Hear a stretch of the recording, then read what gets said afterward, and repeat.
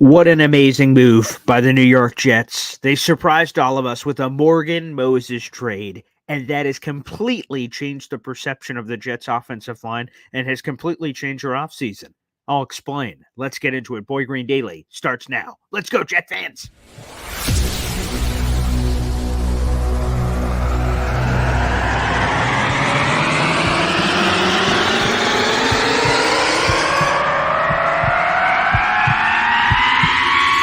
Zoinks!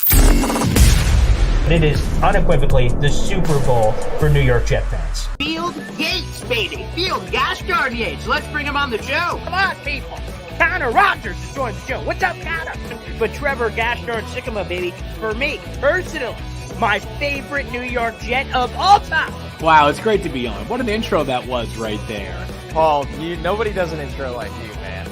Paul, you give the best intro of literally any podcast that I've ever been. I'm gonna lose my gosh darn bananas.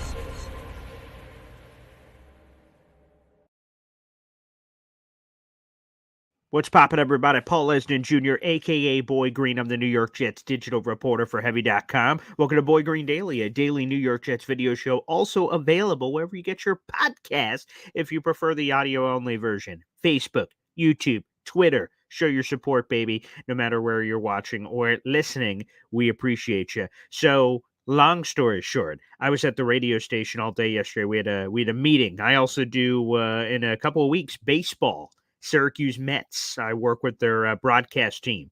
So I do some of that during the season as well, mixed in with my Jets work. Anywho, so I'm stuck at the radio station for a bunch of hours longer than normal, so I couldn't come home. So I had to do a quick video. It's on YouTube. It's in the YouTube Shorts. I don't do a lot of YouTube Shorts, so maybe I'll throw some more out there.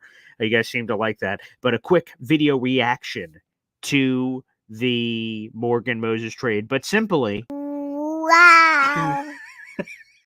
Yeah, my daughter said it best. A beautiful 2-year-old. Wow. I love the move on every level. Here was the trade, and I know you guys have already gotten a lot of instant reactions from people. I know Jake Asvin was at his media press conference event thing, so a lot of you guys got it, but I want to try to progress it forward. But right off the top, they get Morgan Moses, which was a surprise. No one was talking about this whatsoever as a possibility. And I will be honest, before Morgan Moses for a second, just thinking in my head, who's going to play right tackle this year? I thought, I guess it could be a rookie, could be Fuaga, could be, insert all these guys, maybe. Could be AVT. If Brian Costello, who joined my show a couple weeks ago, said, he's playing tackle from everything he's hearing, well, I don't think he's playing left tackle. It was my thought in my brain. I'm like, he's only played 70 snaps. I think he played left tackle in that Pittsburgh game, week 4, a couple years ago. And that was it.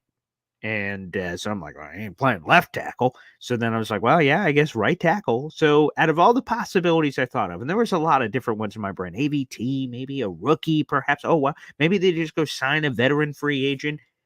And then they trade for Morgan Moses, a name we're all very familiar with because he was with the New York Jets back in 2021.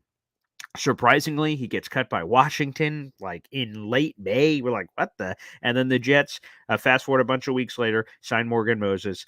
And I will tell you, I was heading to a vacation when they signed Morgan Moses, and I pulled the car over, and I had to send some tweets out. My fiance thought I was crazy. She went, what the?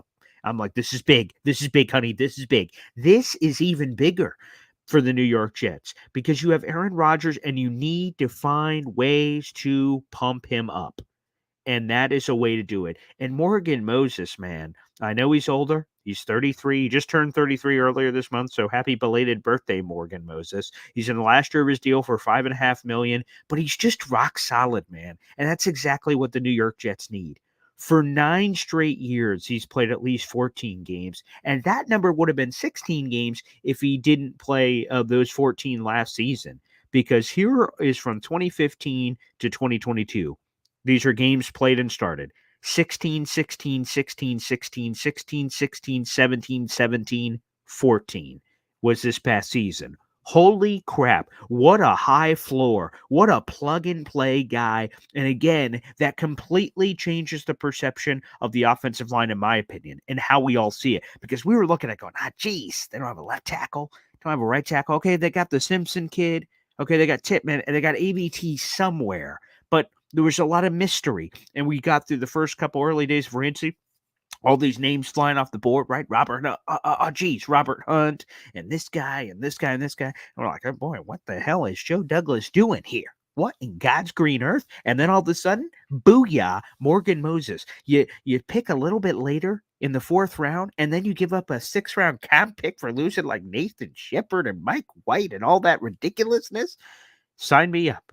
Why did the Ravens do it? I guess they don't want to pay Morgan eventually because, again, he's technically going to be on an expiring contract. That can be my only assumption, but beautiful. Just a beautiful trade. I know we're all roasting Joe Douglas. Come on, wake up, you bastard. But that's real nice. That's real nice. So I love it. I love the addition. And why I'd say it changes the perception of the offensive line is now he's plugged in at right tackle. Schefter said, so first off, for those who don't know, Morgan Moses has been a right tackle his entire NFL career, basically, outside of a couple of spots where he's just, for whatever reason, played some extra snaps somewhere else. So he's been predominantly a right tackle for the New York, for all the teams that he's played for. Schefter said that will continue. So he's going to plug and play at right tackle. So now, where does ABT play? So let's get into a couple of tweets I have here. Couple of interesting tweets. I asked the universe because now Morgan Moses, like I said, plug and play. You put him in at right tackle. I openly asked the universe, the fans. I'm like, all right, well, if he's playing right tackle, where do you want ABT to play? I asked the fans because there's only 2 spots left in theory. You have left guard as John Simpson. Your center is Joe Tippmann. And now we got Morgan Moses playing right tackle. So it's either left tackle or right guard. And I asked the fans on my Twitter, @BoyGreen25. I'm like, let me get a pulse of the fans. Well, I got my answer. Here it is. 90.5% of the fans, over 800 votes, said right guard. And then, hefty, wimpy, 9.5% voted left tackle. And there's still a couple hours left in that poll, but I think we know where that's going. I said, now that the Jets have added Morgan Moses at right tackle, where do you think ABT is going to play on the offensive line? Left tackle or right guard? Overwhelmingly right guard. And by the way, fans, I couldn't agree more with you. That's exactly where ABT should play. I thought before knowing there was a right tackle answer, I'm like, boy, well, maybe he is going to play tackle because it's harder to find tackles and AVT and might want more money because there's more money at tackle than guard. So I was trying to think throughout this offseason of, okay, what's happening here? But it seems like the fans say right guard. And guess what, fans? It's not just you that says right guard. Rich Cimini, because I am trying to listen literally to as much Jets content as humanly possible on ESPN 98.7. That's ESPN New York. Rich Cimini joined, I'm going to get these names wrong, maybe Hardesty and Damer, or Hardesty and Gordon, whoever the hell they are. And anywho, during that chat, they asked Rich Cimini about ABT. Here's his quote. I'd expect Elijah Vera-Tucker to play right guard. I think that's what they're planning to do. They, the Jets, don't have a left tackle right now, but I guess there's always a chance they move AVT out there, but I don't think that is their plan. I think they will probably get their left tackle in the draft or perhaps sign another low-cost free agent, end quote. That Rich Cimini on ESPN 98.7 last night. So not only do the fans want AVT at guard, it sounds like Rich Cimini, from what he's hearing, is plugging an AVT at guard, which means we have one piece of the puzzle left, and that is Tyron Smith. And now let's get into it, guys. What do you do at left tackle? So you have a couple of options. You can sign a Tyron Smith, who, as far as I know, he's still out there. I try to check every morning I wake up to make sure I didn't miss anything. But Tyron Smith is still out there. I don't like this guy, but Trent Brown, that's not somewhere I'd go after. But anywho, there's the veteran market. And then if you do that, and then some depth pieces, probably need a little bit more depth, but you head into the draft, and it's BPA. You take best player vote. It could get one of those sexy receivers.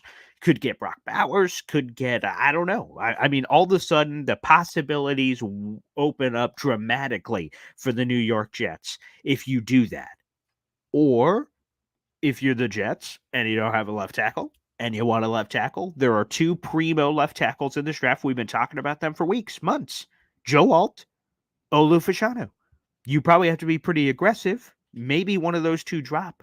But with so much pressure potentially heading into the draft, not answering the left tackle question, you need to protect the blind side of Aaron Rodgers. Then you might have to get frisky and trade up to get Joe Alt or Olu Fashanu. Now, in theory, you love that plan because then you have a young, hopefully, D'Brickashaw Ferguson for the next 10 years. That's great in theory on paper, but it's not a guarantee. It's a rookie. Anything can happen there. And, of course, you have to trade up and give up a bounty of assets, depending on where you trade up potentially, to go get your left tackle. A lot of pressure there. It sounds great on paper, but there's a lot of variables to execute it. I prefer the veteran market personally. I've been pounding the table forever for Tyron Smith. He's a plug-and-play starter. He's your blindside protector. And then, in theory, here would be your friggin' line, baby, if you sign Tyron Smith, which I'm advocating for. You have Tyron Smith left tackle. You have John Simpson left guard. You have Joe Tippmann center. You have ABT right guard and Morgan Moses right tackle. That unit has a chance to be fantastic, okay? And to be honest, and I'm giddy just thinking about it, if you just have a normal group of an offensive line, an average group, Aaron Rodgers, I think, is going to ball out. If you have a chance to get an above average group, things can get frisky. Things can change. So, again, I love the move, but now the possibilities, like I'm that guy. I'm like Zach Galifianakis. I can't remember if that's a Hangover movie. So all of a sudden the numbers start popping up. Boop, boop, boop, boop, boop, boop. Like, now what? Now what? Go get me Tyron Smith. That's who I want. Okay. Let's go through some of your questions. Because I was just, let me give you a few more things, I guess. So, again, Morgan Moses, 33 years old, 9 straight years of at least 14 starts. And if it wasn't for last year, that'd be 9 straight years of at least 16 plus starts. It was 8 years of at least 16 starts. And then, of course, well, that was the most that it was for a while. And then in 2021, he played in, let me rephrase it this way. So that is 1, 2, 3, 4, 5, 6. So in 6 years, he started in 16 games in each of those seasons, and that was the maximum. Then in 2021, we shifted to 17 games, and he appeared in 17 games in both of those seasons.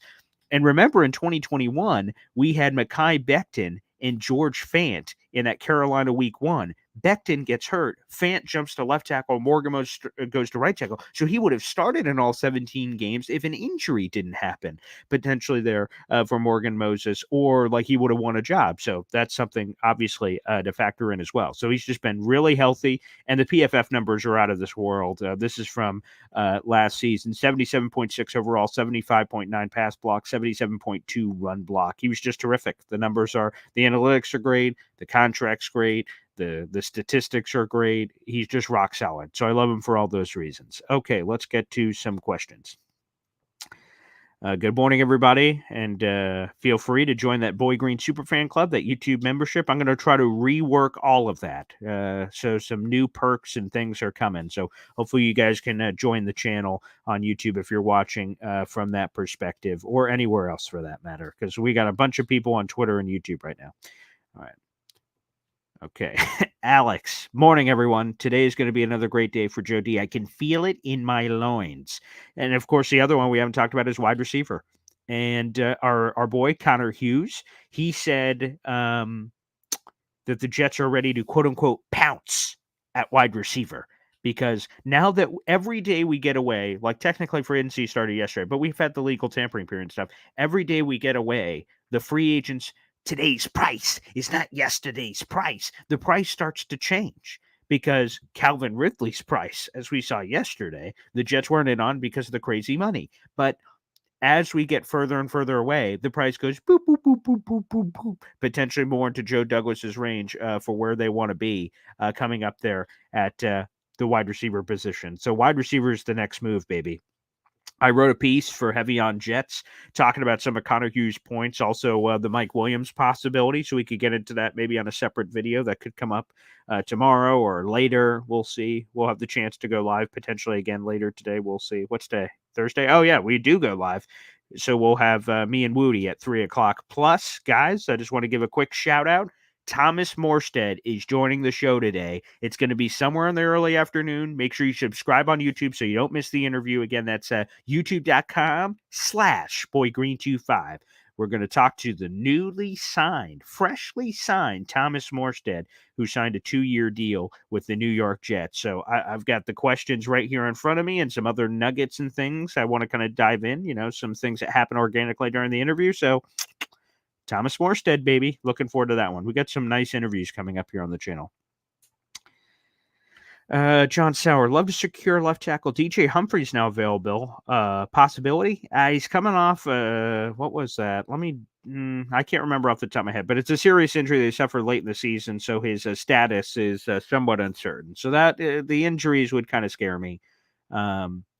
Yeah, I mean, if he came cheap enough, but still probably not, because you don't want to bring in an injured guy of that magnitude for the money it would cost. Like David Bakhtiari, you could probably convince him to come in relatively cheap with a lot of incentives.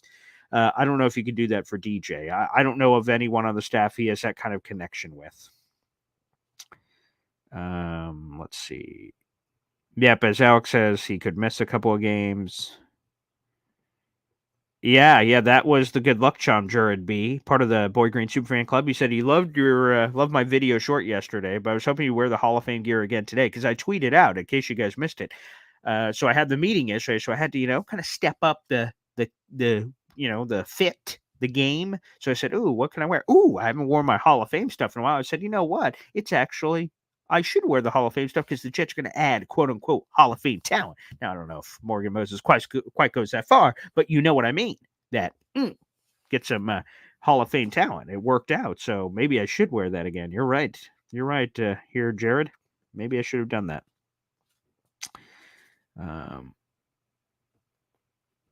Let's go to Dyke here. Joe Douglas slowly winning me back. One smart trade at a time. Let's get the left tackle and receiver and head into the draft. Keep people guessing. Yeah, because if you really start to think about the needs on this team, so they've added 2 interior defense linemen. They could probably add a third. They could probably add a third safety. But the rest of the defense is pretty solid. They added that corner to replace Bryce Hall. So the unit's pretty good as is. They need another pass rusher, excuse me. But the unit overall is pretty good. Let's go to offense. You need a wide receiver 2, probably a wide receiver 3. A tight end, I've kind of gone back and forth on it. If you get a Brock Bowers, you can convince yourself of it. He could be another pass catcher, but that unit's probably as good as is. You do need 2 starters, obviously, or 1 starter now, right? Because you have Simpson, Moses, Tippmann, ABT. So yeah, you need 1 more starter plus depth because you need a reliable guy behind ABT because of all the injury issues. So you need another guy behind ABT. And then if you get a Tyron Smith, you need a reliable guy behind him because of the 3 or 4 games he misses every season. So yeah, there's a couple of things, but mostly on offense. But to be honest, you're feeling pretty good here on March 14th, knowing the draft is coming up behind you, I would say. So, yes, I prefer the approach where it's not going to the draft, oh, my God, we need a left tackle, and they did nothing. That would scare me, to be honest, because then we don't want a Broderick Jones situation again. Let's see. What's up, Jets family? How we doing? Brandon, appreciate the early morning content. You bet. Every single day, baby. Live at 7:30 in the morning. Yep. Starting the day with Boy Green, Jets 8:30. Appreciate you, pal. Thank you for all the love, baby. Let's see. Right guard would be nice, sure. I think that'll be AVT. Who will back up Moses? I know he's a soldier, but with our luck, we need to prepare for it. Probably Carter Warren right now, which I don't hate. I think he showed a little bit of chutzpah. Right now, it's probably Carter Warren, but I'd like another body in that room. Is it David Bakhtiari as a swing tackle? I think he's been mostly a left tackle, but like a Bakhtiari addition, another draft pick because you can never have enough. So probably right now it's Carter Warren off the top of my head because Schweitzer is the interior guy. There's no other name that jumps out to me, at least right now at this point, but it's probably Carter Warren. Let's go to Avatal here. Only question I have with AVT at right guard instead of left guard is maybe recent familiarity with Simpson playing with Moses. But guard is where AVT has to play. Yeah, I would prefer guard. I think Simpson's stats are mostly left guard, if I saw that correctly. Dakota, I want Tyron. Figured we might have had him by now. Hey, if you listen to me, he was the first call I was going to make in free agency. So he must be either asking for too much. That would probably be the initial, or the offensive tackle market in general is a little slow. That'd be another reason. But yeah, he's still out there, so he's still possible. Can Fuaga play left tackle? It depends on the draft expert you talk to. Rich Samini's talked to a few that believe he can. I've talked to several that think he can't. So it's a projection. That's just what I would say, which I would not love for our left tackle. Like Joe Alt, okay, he's played left tackle. Olafashano, okay, he's played left tackle. Tyron Smith, yeah. He might have played a game or two at left tackle. That's who I'd prefer. I don't want a real big project out there personally. Let me go through. Okay, YouTube super chat. Skip the queue. Jets 8:30. Question boy Green, I love it, but why do you come on so early? Maybe you should change your little YouTube handle to Jets 7:30, and that'd be my show every day. Great question. So I pitched this to the Jets overlords that I wanted to do something consistent. So I've done a lot of fun interviews you guys have seen with current players, former players, random interviews, random shows. And I said, I want something more consistent. Like I was telling the overlords and I love the fans. I said, you know what? I want to be on every day, basically. And but it's got to be because I'm in radio. So I do a radio show every day, 10 to 12. Like I want to do a show all the time. And they're like, well, what are you thinking? What are you thinking for names? What are you thinking for this? And I went back and forth. I said, what about a morning show? Like just right off the top, get people ready. I get up a lot earlier, obviously, to do this show than I would if I was just doing radio. But let's just start your day because then you're more productive. That's how I feel anyway. If you just get up, it sucks initially. Like, jeez, I can't sleep last night, especially with Jets free agency. I'm going to bed at 1:30, 2:30 in the morning. And then I'm waking up at whatever it is, 6:30, whatever, to get ready for the show. So, it's a slog, but it's worth it to me because I think about the Jets all day, every day. I'm at work, I'm thinking about the Jets because I'm also doing sports talk radio. But anywhere at home, I'm thinking about the Jets. I'm at the park with my daughter, I'm thinking about the Jets. It's just jet. So, why come on so early? It's a good question. I think it helps us maximize the day. And plus, there's always possibility to come back. So if you're live every morning, 7:30, as we are for this show, every single day, then you kick off the day with this. And then later in the day, more news happens. Booyah, we'll come back on and do things. So it's a good question. I will say, honestly, when I pitched it to him, I was trying to think of a time because also I do sports talk radio. So that's another factor. And my radio show starts at 10.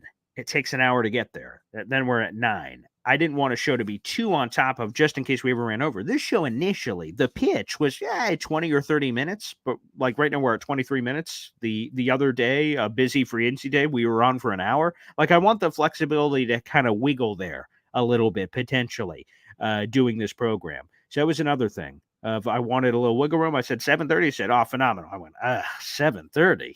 But then, you know what? I'm a trooper. So yeah, we've stuck to it, committed to it. They even said when I pitched this show, said, Paul, do you want to do it 3 days a week, 4 days a week, maybe just during the week, have weekends off? I'm like, no, I want to commit to the show. I want to do this show every day. And they, quote, called me a freak, and end quote. So they thought it was a little crazy that I was doing that every single day, but they loved it. And here we are.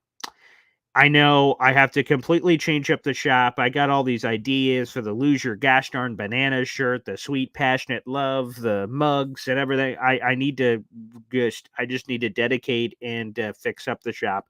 That's another thing. It's on my to-do list. It is on my to-do list. Let's go to Neil here.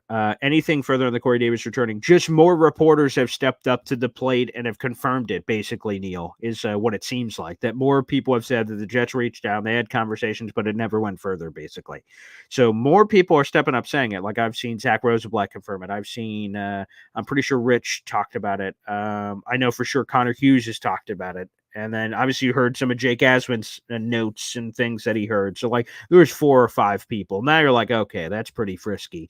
But it seems like to me at this point, it's not a convincing out of retirement on March 14th. I think it's maybe in the dead of the summer, wherever the Jets stand at wide receiver. Maybe an injury happens in camp. Like, so they kind of give him a heads up. Maybe this is I'm not reporting this. It's just like projecting potentially that the Jets, so like, let's say they get, I don't know, like Odell Beckham Jr. and like a rookie receiver. Like, that's the rest of the room, like in the third round or something. So get OBJ, third round receiver, and then we're going through camp. Lazard gets hurt, whatever happens. Now all of a sudden you reevaluate the room like, hey boy, we could really use another guy. And then you reach out to Corey Davis like beforehand, not like a guy gets injured. Oh my God, Corey, can you come off the couch right now? Like, give him a heads up. Hey, just so you know, if something breaks the right way, we'd love to have you back. Like, stay in shape. It looked like he was doing that anyway. And then boop, boop.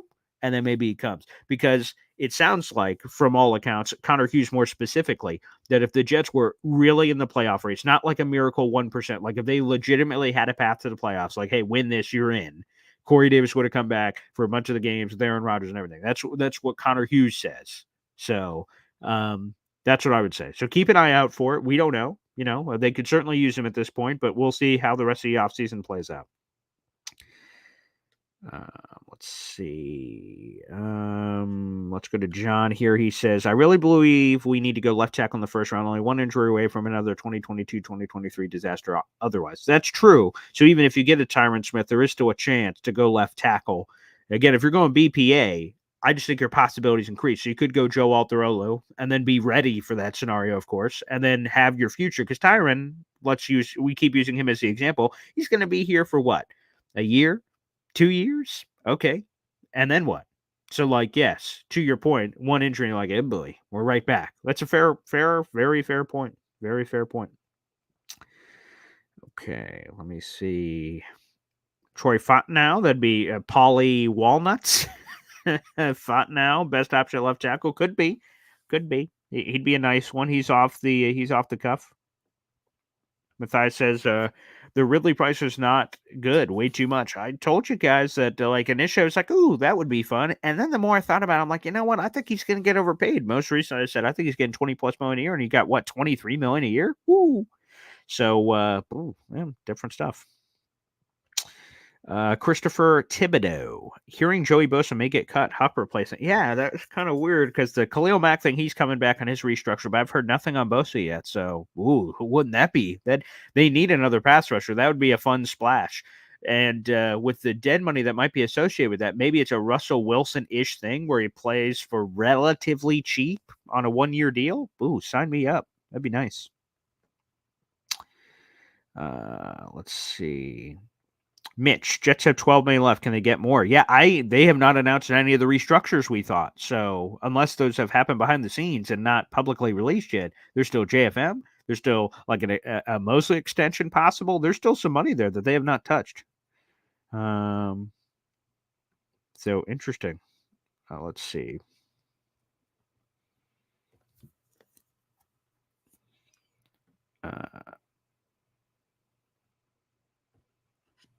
Phil, your morning content is great, Paul. Maybe you can expand to an hour. I just had surgery, and this Jets Universe helps me not think about it. Could be, yeah. And people have asked for like a mailbag show where you guys can call in. So yeah, we may have to fully reevaluate Boy Green Daily and expand it. I'm thinking about doing that because I'm working on the YouTube membership. I'm cleaning it all up because I want you guys to have a full experience. So I'll keep you guys posted on that. And I'd love for you guys to join the show too, and longer shows. So yes, I'm going to look into all that. That's a good suggestion. Marcus Figueroa on Facebook. What wide receiver should we grab? I have a piece dropping on Heavy on Jets about Mike Williams. I think that's compelling. I want Odell Beckham Jr. I know a lot of people don't want him. I think he'd be a wonderful wide receiver 3. I think his analytics were really nice last year. When you look at some of those stats beyond the stats we all look at, which is catches, yards, and touchdowns, you're like, ugh, or great. Like, we have normally an overbearing reaction to the baseline surface level stats that you see, but there's a lot of things that go into it. And then OBJ was relatively healthy last year. That's another, like, okay, nice. And I think he come for dirt cheap coming off that kind of year. So I don't think it's veteran minimum, but I think it's cheaper, a lot cheaper than 1 year, $15 million, 1 year, $18 million, whatever the thing was. So to me, I think OBJ as a wide receiver 3 would be nice. And then you could potentially take a receiver, a 10th overall with Roma Dunze, Malik Neighbors. Marvin Harrison Jr. won't be there, but, some sort of surprise, that could be possible. So I want 2 more pass catchers. Tyler Boyd's another one I really like, and Connor Hughes has mentioned that one before. Boyd and OBJ, if you double dip free agency, I think it's going to be one free agent, one draft. There's also a chance of trade that could replace the free agent option, I suppose. As Jet 830 says, hit the like, fellas. And again, feel free to join the Boy Green Super Fan Club. It's $2.99 a month. Support the show. Just like a lot of these other people have, like John Sauer. Don't forget, re-signs and draft class has to be paid yet. That's as well. Yes, there's a couple more re-signs and the draft class. The draft class has to be, you have to account for that as well. Can't wait for the draft. I know it's going to be a lot of fun. Let's see. Age, injury concerns. That's fair. Phil, hope you heal up quickly. I agree.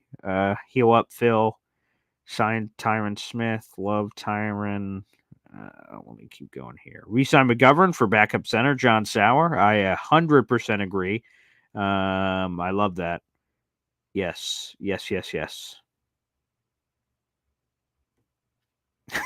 Jeffrey on YouTube. Boy Green is more before 9 o'clock than most people do all day. A wink. And I see the emojis there. Very nice. Yes, that's true. No comment. David on Facebook. Wide receiver saw the New Orleans Saints release Michael Thomas. That they did. Yep. Bag of injuries, though. So, I don't know. I don't know about all that. Don't know about all that.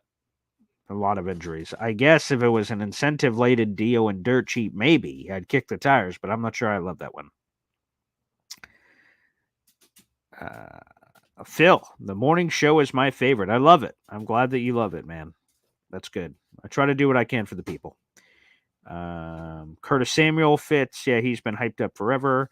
GTA IV man, hyped to be catching this live. Yeah, baby. Yes. Curtis Samuel. Yeah, he's a Gizmo gadget guy. James asking about him. What's my take on Curtis Samuel? A Gizmo gadget guy, which is good to have on the team, to have those kind of what you're supposed to have with Mecole Hardman, what you've had before with the Brad Smiths of the world, although Curtis Samuel is a very different version if you bring in a Brad Smith. But the point of jet sweeps and creative little pop screens and things like that, yeah, it'd be nice. I'm curious on price, but he'd be nice. Yeah, sure. Why not? We've been connected to him forever. About time that we, tie the knot.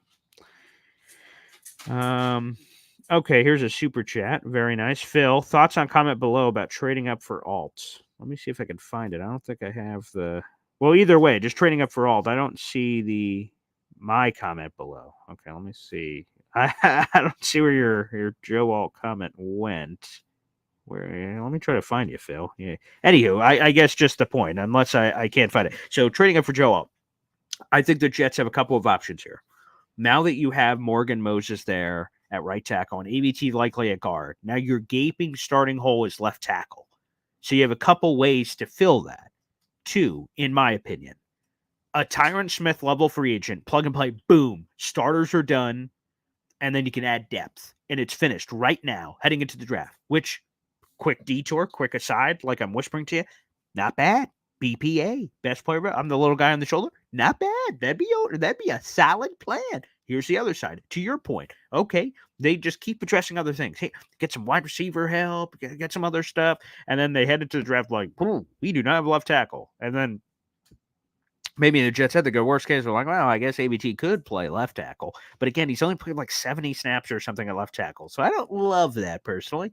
But they could go in as a worst case scenario and then say, well, there's 2 left tackles that we love in this draft and that are highly thought of. Joe Alt out of Notre Dame, Olu Fashanu, or Fashanu, depending on your perspective. I've heard every draft expert say both. But one of those 2, you trade up in the draft. Yes, I'm for it. Because ultimately, here are the teams to watch. There was a slight flirtation with Arizona taking them at 4. They removed Humphreys, but they signed Jonah Williams. So it looks like they're out of offensive tackle at 4. They were slightly in. Now they're back out. So the 2 teams to watch, in my opinion. Chargers at 5. It's possible. They have Rashawn Slater at left tackle. So you'd think they wouldn't want a left tackle, but maybe they're going to flip one of those guys to right tackle. Fashanu said he's been working on that a little bit. We'll see. Okay, so 5. That's the worry point. 5 with the Chargers. 7 with the Titans. There was, they're going offensive tackle for sure. Oh, wait, they could go wide receiver, was the sexy rumor at the combine. Then they sign Calvin friggin' Ridley. You're like, yeah, boy. So now they got Calvin Ridley, they got Treylon Burks, they got DeAndre Hopkins, ain't going wide receiver anymore, which means now they're going back to offensive tackle. So 7 feels like a gosh darn guarantee that they're going offensive tackle, which means that's going to be Joe Alderolo Fasciano unless they surprise the draft and take like Fuaga. So that's happening at 7. So yes, definitely at 7-5, maybe. Okay, so if you're the Jets, what do? Do you try to trade up with the Giants? I think the Giants might be trying to trade up themselves to try to, kind of cock block the Titans. Possible, unlikely. And then how much is it going to cost to go from 10 to 6? How much would it cost to go from 10 to 5 to leap up with the Chargers? The Chargers, I'm sure, would be very interested in sliding back a few spots. Or do you just wait it out and say, well, okay, if the Titans are the only one, let's say in this scenario, that takes a left tackle, then one of the other ones should be on the board for us, the Jets. Dangerous game. Would I be willing to do it? Yes. What's the price? I don't, in under no circumstance do I want to give up the 2025 first. 2025 second, if you put a gun to my head and kind of, peer pressure me, maybe. But I prefer not to go that high on some of the assets. So trading up for all, I'm all on board. Phil, thank you for the comment. It really did get overpaid. Howdy, Boy Green. Let me see if I can get any final comments in here. GTA IV, man. Odell would be nice, but not for the price, I feel. I think his price is going to be lower than people think. He signed for $15 million last year, which was crazy. And then statistically speaking, he didn't have this great year. And the Ravens aren't bringing him back. And then the Jets were the only other one in at that level of interest. So I think that the interest fit and all that makes sense for sure. But I think the price is going to be a lot lower. I think it's going to be something in the, if I had to speculate, it's a 1-year deal for like $5 million, ton of incentives. That could get him to like $12 million or something. I think that's it. And relatively reachable incentives if he stays healthy. I think that's probably the play, personally. Okay. Let me see. Did I get to everybody here?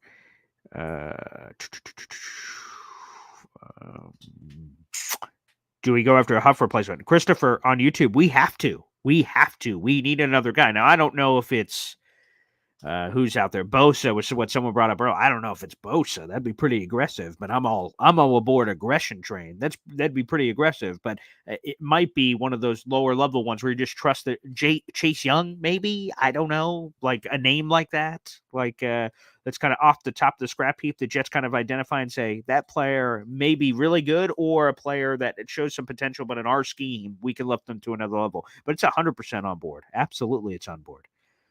Let's see.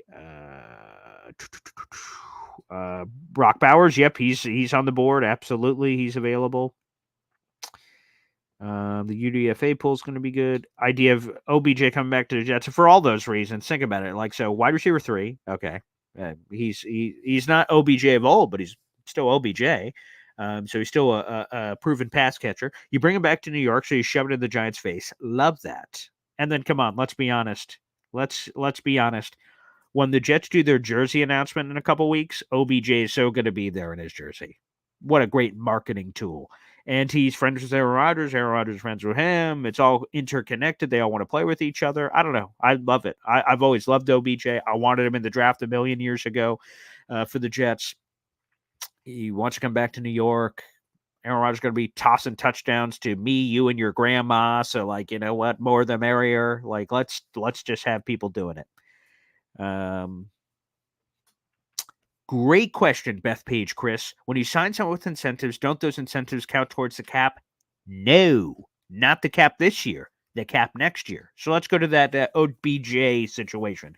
Let's say he signs for a 1-year deal, $5 million with a ton of incentives. He counts $5 million. Let's just say if that was the number against the cap, because you could add void years and we could get complicated. But like, let's say he signs a $5 million base. All of that's a $5 million cap hit for 2024.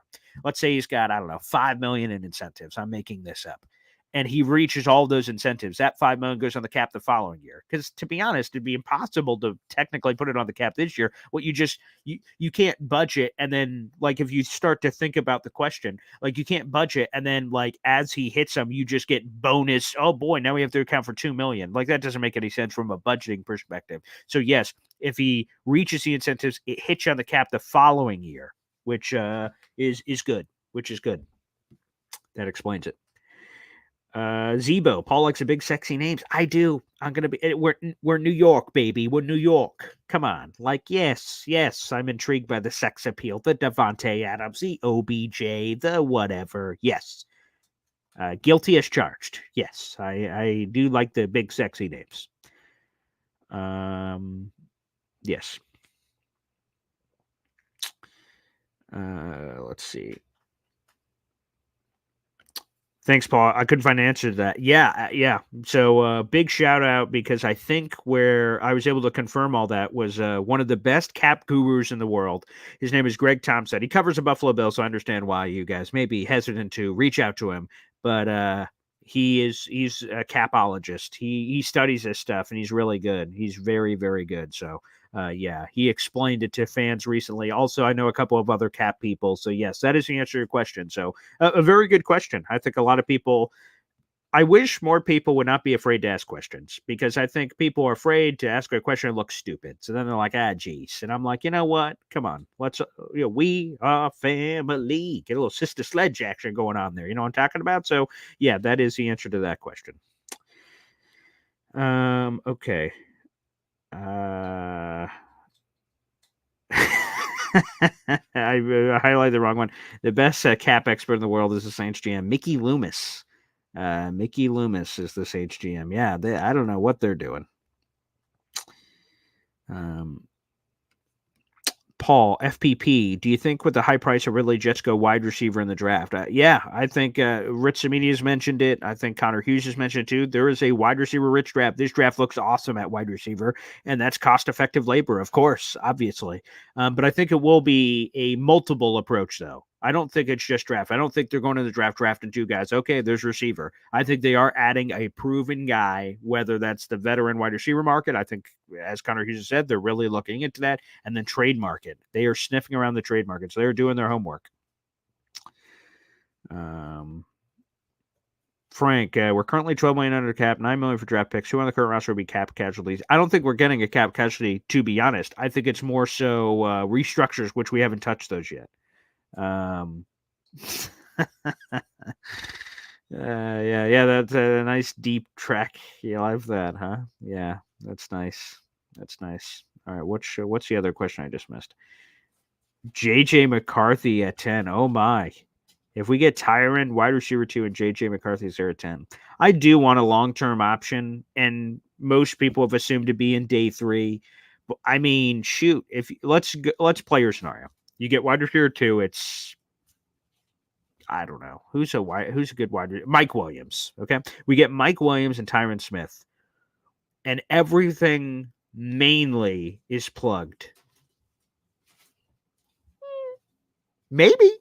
I know Rich Eisen would be happy about it. If, McCarthy's younger, so he'd be more apt for the develop strategy. Penix is an older player because he's played a bunch of college football, but I love how Penix throws the football. But if you're afraid of the age thing and Rodgers playing, if he probably has 3 more years and like Penix could be 30, you know what I'm saying? So like I can understand JJ from that perspective. I'd love to just grab a guy and throw him in the room. They have, again, I've talked about this structure all offseason long. Rodgers, backup, Tyrod Taylor, nice to meet you, pal. And then QB3 rookie. So you got me, Joe. You got me, Joe, on YouTube.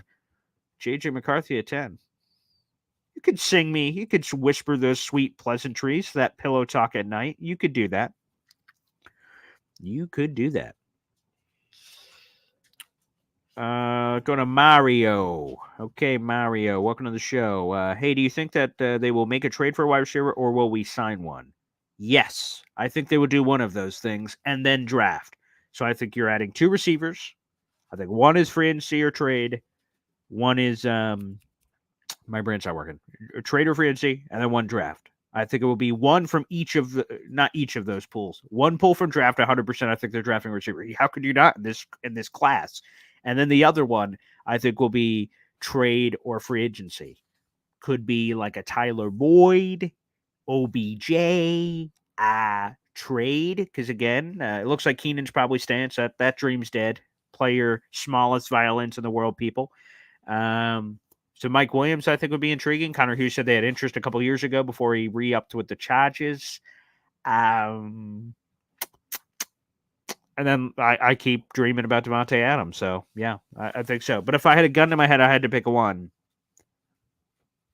Signing is more likely. Obviously, because trading, you have to give up an asset. So if a gun to my head, I'll say sign. But it could be either. Could be either or. Absolutely could be either or.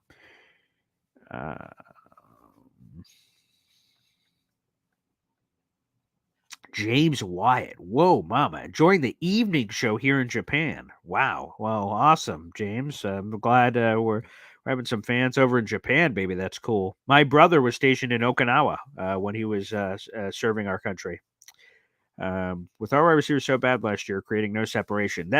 I'm going to be, guys, if you want just come on, man, of how good Garrett Wilson is, go back to his rookie season, week 2 in Cleveland. His red zone touchdown of creating separation at the goal line. Oh my gosh. Oh my gosh. Oh my gosh. It's just silly. I mean, just stupid. He just does a little one of these. So I'll remove the comment real quick so you can see my little hand motion. A little, and then just like the corner's like, whoa, and it wide open. But he creates separation with like a little shuffle. Like, whoo. Garrett Wilson is special, man. I can't wait to see it with Aaron Rodgers, but holy freaking crap. If you want like a whoo, look up that clip. Garrett Wilson, week 2, rookie season, Cleveland Browns touchdown in Cleveland. He's stupid talented. Unbelievable separation. But to your point, the overall group was terrible, not named Garrett Wilson. So you do need somebody that can create separation. That is key. Did DJ Reed get restructured? I don't think he's in the last year of his deal, so I don't think he can. I mean, I guess you could add a ton of void years. Maybe he doesn't have void years. I don't have his contract in front of me, but more likely, I would imagine extension is more likely there for DJ Reed. Personally. Let's see. Let's go back to James here on Twitter. Is getting Neighbors or Rome a higher priority? Wide receiver are way overpriced nowadays. Sure, yeah. Like I'm sure Douglas seeing the Cavalry is like, hey boy, I'm gonna have to pay Garrett soon. Why not go get a guy? And to have another young guy to grow with Garrett would be highly enticing. So think about the draft real quick. I was doing the math yesterday. My fiance I was at the park. My kid, I'm going 1, 2, 3, 4, 5. 1, 2, 3, 4. She said, "What the hell are you doing?" I'm like, "I'm trying to count how we're going to get the good players to 10 for the Jets in the draft." And she said, "Do you ever turn your brain off?" I'm like, "No." So I was trying to do the math. Okay, let's hold up the fingers. Okay, Jets have the 10th pick, so now we have 9 fingers. Okay. So 4 quarterbacks are going from everything I've heard. It's going to be in some order, okay? You're going to have J.J. McCarthy. You're going to have Drake May. You're going to have Caleb Williams. And then you're going to have Jaden Daniels. Boom. Now we have 5. The only thing we threw off the board was the 4 quarterbacks and the Jets pick. Now we're at 5, okay? So there's the 3 sexy receivers, okay? So those could all go in some form or fashion. You still have the 2 offensive tackles. We didn't even say a defender yet. Does a defender go? Atlanta at 8 has Kirk Cousins. They're not going quarterback anymore. They could go defense. They already have a lot of the other pieces. So let's say top defender goes off the board. Whomp. Now we still have the 3 receivers, okay? And then the 2 offensive tackles. Some combination has to go. They all can't fit. So that means at some point, either one of the receivers get into the Jets or one of the offensive tackles get into the Jets. So to your point, the receiver is possible. It's on the board. It's an opportunity. It's in the universe for the Jets. So yes, yeah, baby. The Shannon Sharpe, yeah, hell yeah. You're damn straight it is. It's a higher priority, and it's right up there for the New York gosh darn Jets, baby. Straight up. Yeah. Jeffrey on YouTube. How do you feel about Marquise Brown, a.k.a. Hollywood from AZ as an option for New York? Depends on price. Again, I think he's a little overrated. Only 1,000-yard season in his career. He's coming off the lowest receiving yardage total of his career. Is that because of the Cardinals? Is that because of him? He's a nice player. I don't know if I'd say, wow, wide receiver 2 is locked up. But, obviously there's the connection to Sean Jefferson, who's the current and former Jets wide receivers coach. So that would make sense. Possibly. There's some other guys I prefer over him, but if they got him, I'd be like, okay. I'd be okay. Yeah. Let's see.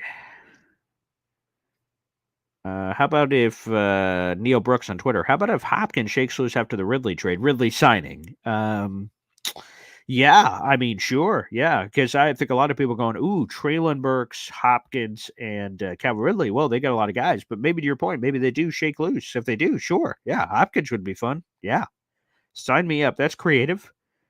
Patrick Volpe, are they going to cut Zach Wilson soon? Can't get anything for him. They literally get no cap savings from it, so it makes no sense, in their opinion, to cut him out. Why cut him now and give him a spot to go to? If people want to trade for him, give us a call.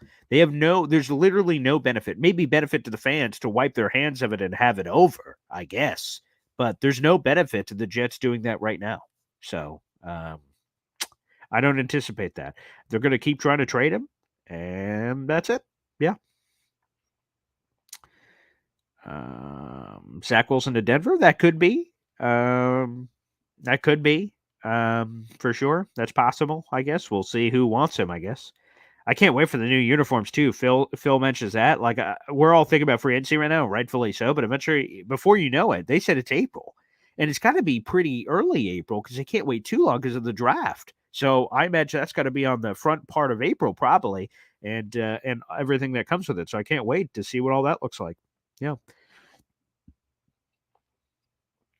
Late but was goody. 24 Resh. Welcome to the show, brother. Great avatar pick on old Sassy. Very nice. Welcome to the show. Yeah, apparently when I stay on an hour, we're getting a lot more peeps. So maybe I'll have to start doing that more often.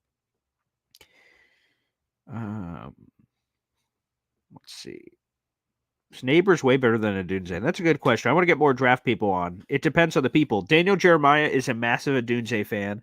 Ben Solak for the Ringer is a major Adunze fan. And then there's a couple Neighbors guys. I can't remember them as clearly off the top of my head, but it kind of depends on what you're looking for. Neighbors is explosive. I mean, he pops off the page. And Adunze just seems like a really well-rounded guy. Like he's just got a lot to him.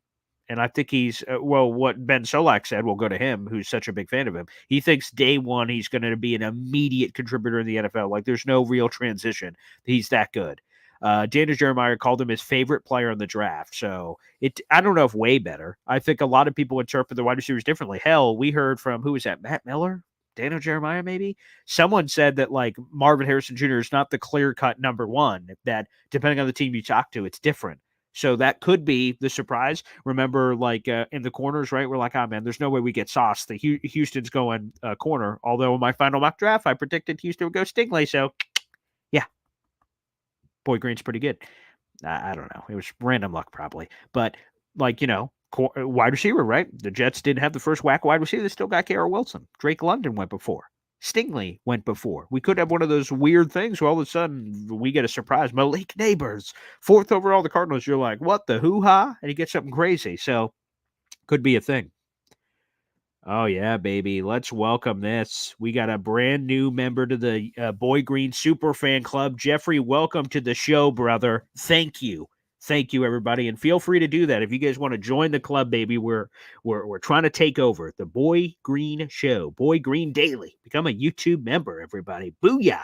Let's build a community here of Jet fans. I love it. Welcome to the show, Jeffrey. You won't be disappointed, brother. Welcome to the show.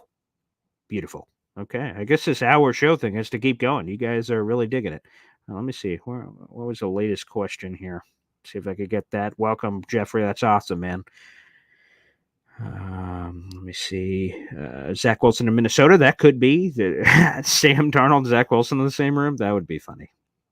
That would be funny. Let me see that. James White. You think any other current offensive lineman futures apart from being depth? Oh, do I think that they could be better than depth? I'm assuming is what your question is, James. I think Carter Warren has a chance. Max Mitchell, we kind of seen him as a starter. In fairness, he was rushed out there. Like starting week 1 of Baltimore was not on his bingo card with all the injuries, I imagine, a couple of years ago. And Max Mitchell stepped out there. And he showed a little bit of chutzpah in his rookie season. I know a lot of people were not as thrilled with him as they saw him in spot starts. But Carter Warren, I think, has a future. and especially the Jets are developing the way that they should be.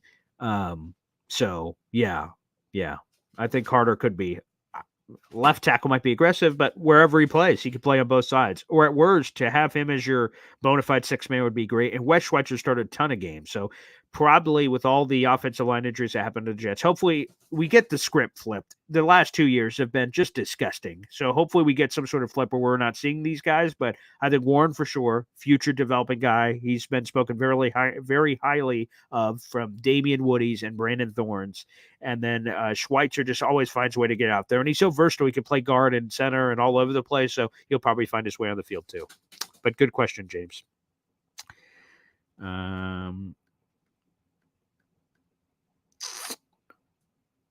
Matthias says, Marvin Harrison Jr. is the first wide receiver of the board. And by the way, he should be. I loved his father here in Syracuse. Shameless plug. He absolutely should be. Rob Delgado on Twitter. Paul, do you think we should move up this year in the draft? Yeah, either for one of the top wide receivers or offensive tackles. It's all in year, baby. Let's get frisky. Let's go. Although, like I said, once you start doing the math, you're like, well, somebody's got to drop. But, yeah.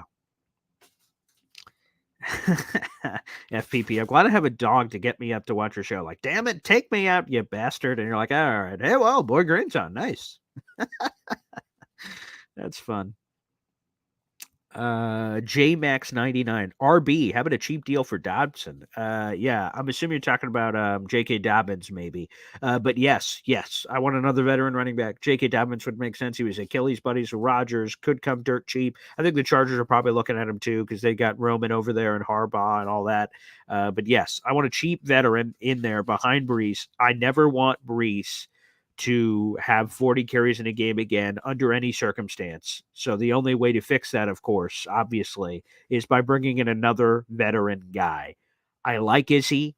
I hope he continues to develop. He has not shown enough to be the unquestioned RB2 on this team. They need a veteran, and he's going to come dirt cheap. It's not going to cost a lot of assets. Fields for a third rounder, do I make that trade? I do not make that trade, no. If we start getting into day 3 stuff, we're talking 5th, 6th round pick, basically. And maybe we get there because there's no landing spot. Sure. Why not another quarterback in the room potentially? And if Fields is cool with it. So it's a multi-pronged attack. Third rounder, absolutely not.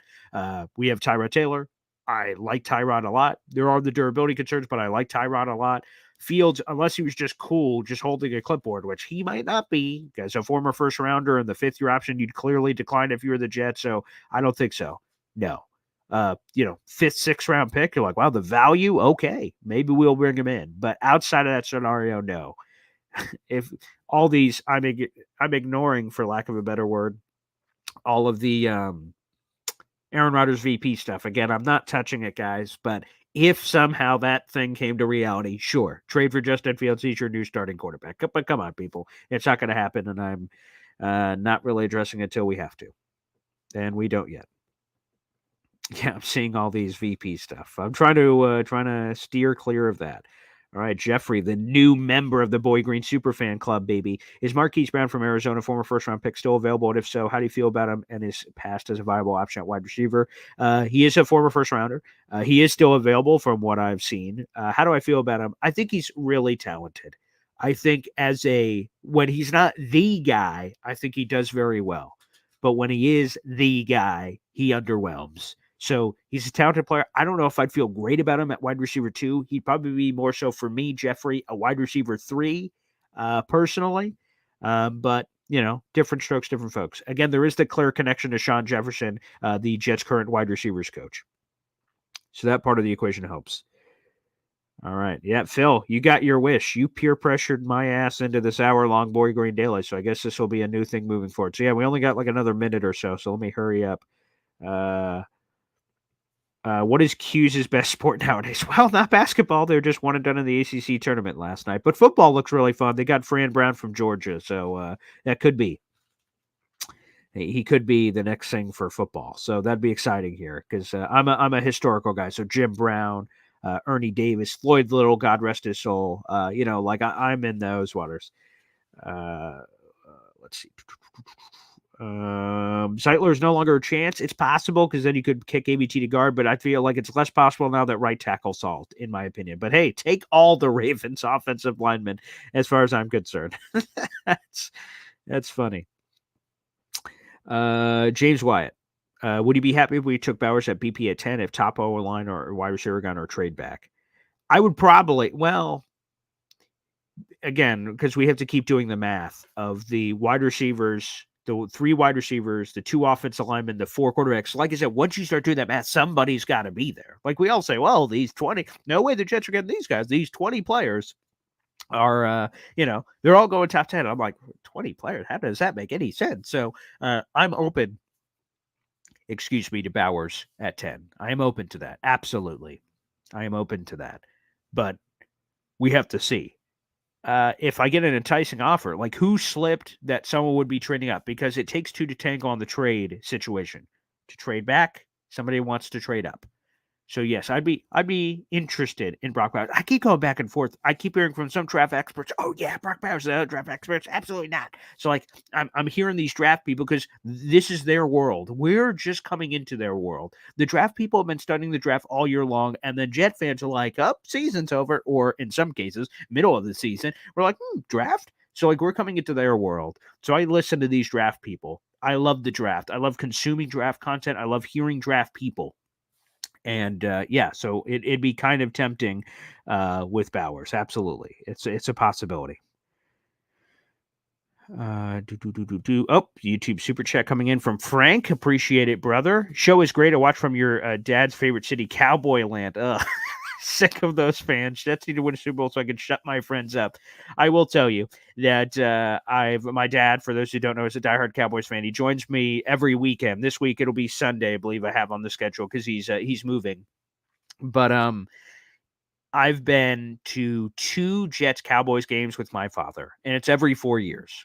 And so we just went to the one in Dallas. I will tell you, like, putting my Jetdom aside, holy friggin' crap. I was crying at AT&T because the moment was just overwhelming. The Cowboys cheerleaders, the intro, the atmosphere. I knew how much it meant to my dad who had never been there for a game. I was just like emotional with my dad, and we took a picture at AT&T. We had great seats, and I was like, like the Cowboys, they're this iconic franchise, and there's just a boom factor. Like it was AT&T. I'm like, holy freaking crap. Like I play Madden. I'm like, I'm playing an AT&T stadium on Madden, but to be there personally in there with the pyro and everything they have, I was like, holy crap, I'm in a Jets gear. My dad's in Cowboys gear. We're here to watch this game that's like nationally televised. Holy friggin' crap. Oh, it was magical. It was magical. The Garrett Wilson touchdown. Oh, I was losing. I was like, suck it, Cowboys fans. When he grabbed it, because from our seat, he was running away. So I saw Zach Wilson see the throw, and I'm like, yeah, booyah. And Garrett, when he broke away, I'm just going, Cowboys fans, suck it, baby. Bow, bow, bow. Oh, I was losing my crap and just like, yeah, we're back at this thing, baby. Bow. And so that was amazing. And here's the other thing from the Cowboys game. So I heard Sauce just talk about it on the Pivot podcast. He had a pick 6 again from my seat. Dak is throwing towards me, and Sauce is there, and I'm like, oh, and then just, God damn it, son of a gun, and he had a pick 6, completely would have changed the game. So Frank, I love the super chat, love those memories I just shared, most of them. And then I will tell you the other one. I saw Jets Cowboys. That was 2019. That was Sam Darnold's first game back, which thank God worked for us because again, me and my dad just kind of. We just wanted to go to the Jets-Cowboys game, so I didn't know the status of Sam Darnold. I definitely didn't want to see Luke Falk, obviously. And I called the Sam Darnold, Robbie Anderson touchdown. They were at like the 1-2 yard line, whatever they're at. Sam Darnold takes, so the play is setting up, and I'm sitting with all Cowboys fans. However, that worked out in MetLife. I turned to him. I say, this is going to be a touchdown. They said, shut up. And then I see Sam Darnold take the snap, and then he I'll move the super chat real quick. He goes down, and I'm like, oh my God. And he pump fakes, and then he goes, and then Robbie answers, it's like you see it before it happens. Like you're like, yeah. And then Robbie goes, and he hits him, and I'm like, yeah. Bow, bow, bow. Oh, I was losing it. I was freaking losing it in MetLife that day, Frank. So, yeah, anytime you could give it to Cowboys fans, that's great. Because we did have that before this past year, obviously, with that loss in week 2. Like, we had that 11-year stretch of, kicking their Cowboys' ass, which was phenomenal. So, yes, We won a Super Bowl. Shut them up. They haven't won a Super Bowl since 95. We've been to conference championships, a lot more frequently. Late 90s, couple of 2000s, you know what I'm talking about? So we did have a little bit of that as well. So, yeah. Oh, great memories, everybody. Great memories. All right. Oh, another super chat in here. Phil, just because you're doing an hour in the morning, go Jets. You guys are going to kill me. I'm going to be late for my radio show, but I love it, Phil. Thank you. You know what? Let's do it. We'll start doing much longer Boy Green dailies. You guys are freaks. You guys love it. We will increase it. And I will work on the mailbag show. I'll try to make a new one of the days on a Boy Green Daily, a mailbag show. Maybe Mondays is a good day to do it. Monday. Well, I guess Mondays we have mock draft for now, but I'll keep you guys posted. Phil and everybody else, thank you so much for the YouTube super chats for the show. We well over an hour. That's okay. Groovy. It's phenomenal. We'll do these more often. Like I said, we'll be trying to do a mailbag show moving forward. Make sure you guys, no matter where you're watching, let me see. Where do we got everybody? We got 700 people on Twitter. God bless you. And over 200 on YouTube. The 200 on YouTube, guys, like the video. It's your free way to contribute. Hit subscribe. If you want to contribute beyond those means, feel free to join the Boy Green Super Fan Club and YouTube membership group and create this community. We love it, baby. And no matter where you're watching, show your support, baby. We're live every single day at 7:30. We'll be back at 3 o'clock. For a Live with Woody. Plus, guys, Thomas Morstead will join us today on the show. Again, it takes me about an hour to drive home, so I'll be recording it, doing the interview like as soon as I get home. So, guys, stay tuned for that. It's coming. It's going to be in the early afternoon window. Thomas Morstead. Hope you guys enjoy it. Thanks, brothers. Yeah, let's go. Morgan Moses, what else can the Jets do, baby? We're building a championship roster. We're heading to the Super Bowl, baby. Let's go. I'm fired up. Hope you guys are too. Like the video, hit subscribe. We'll see you guys next time. God bless. Take